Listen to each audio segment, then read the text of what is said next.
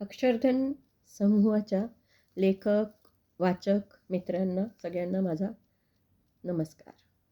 मी सौभाग्यवती अनला बापट अहमदाबाद इथून माझा व्हिडिओ पाठवत आहे.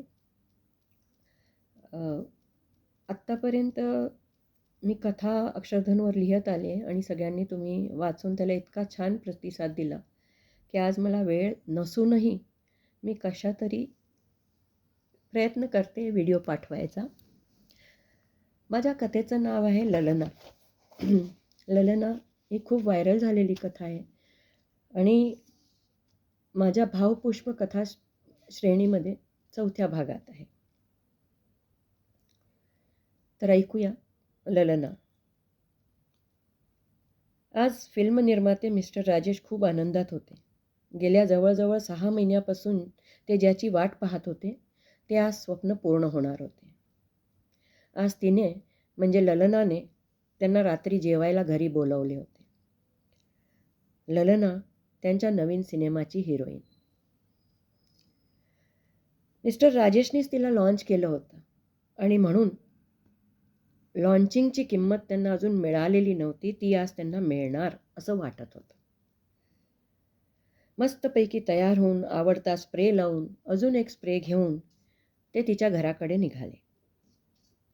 तोंडाने एका सेक्सी गाण्यावरती शीळ वाजवत रात्रीची रंगीन स्वप्न पाहत ते ललनाच्या घरी पोहोचले. ललनाच्या दाराजवळ आले आणि तिथे त्यांना दारावर एक फारच जुना आरसा लागलेला दिसला. त्यांना थोडे विचित्र वाटले, पण आनंदाच्या भरात त्यांनी बेल वाजवली. ललनानेच दार उघडले. उघडताच एक मोठे आल्सेशियन कुत्रे आले. त्यांच्यावर खूप ओरडू लागले, पण ललनाने त्यांना प्रेमाने त्याला समजवले तर ते कुत्रं एका कोपऱ्यात जाऊन बसले. तुझे घराचे इंटिरियर एकदम वेगळेच आहे. त्यांनी आत येता येता तिची प्रशंसा केली. आज तर काय, आपल्याला हवं आहे ते मिळवूनच जायचं आहे, म्हणून थोडे खोटे बोलावे लागले तरी काही हरकत नाही. आणि इथे तर खरोखरच ललनाचे घर खूप सुंदर सजलेले आहे असा विचार करत ते मादक स्मित करत आत आले. तिने स्वागत करायला त्यांच्या गालावर एक मादक चुंबन केले. मनातल्या मनात मिस्टर राजेश अजूनही खुश झाले.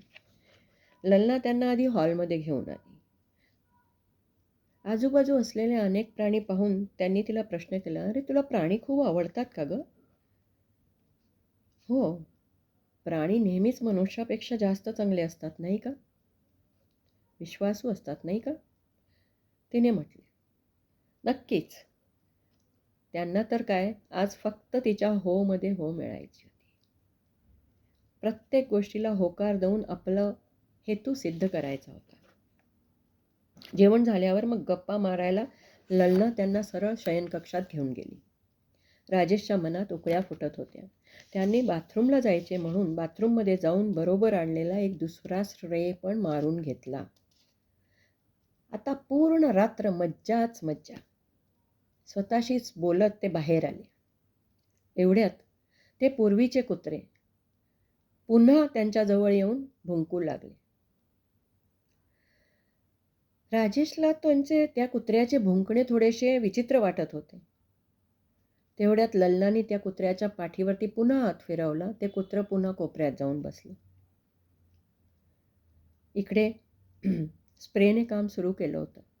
मिस्टर राजेश ललनाला बाहुपाशात घ्यायला उतावळे झाले होते.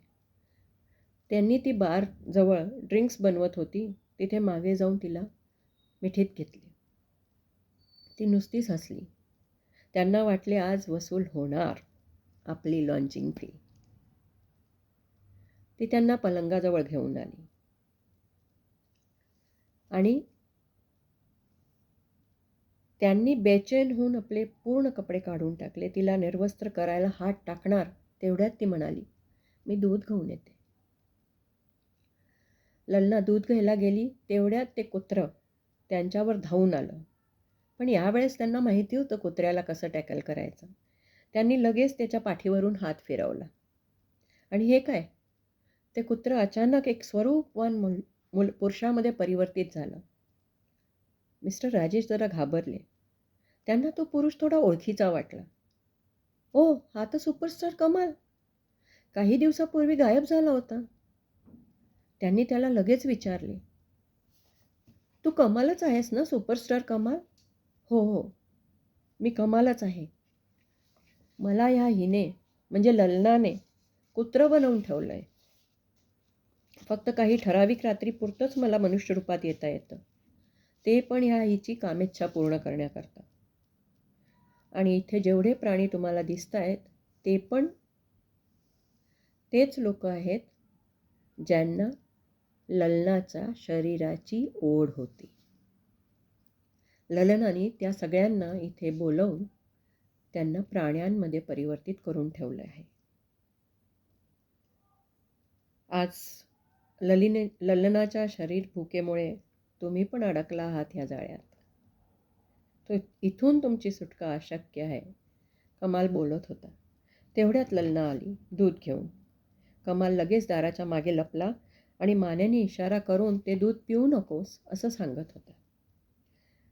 परंतु ललनाने खूप प्रेमाने ते दूध राजेशच्या तोंडाजवळ नेले.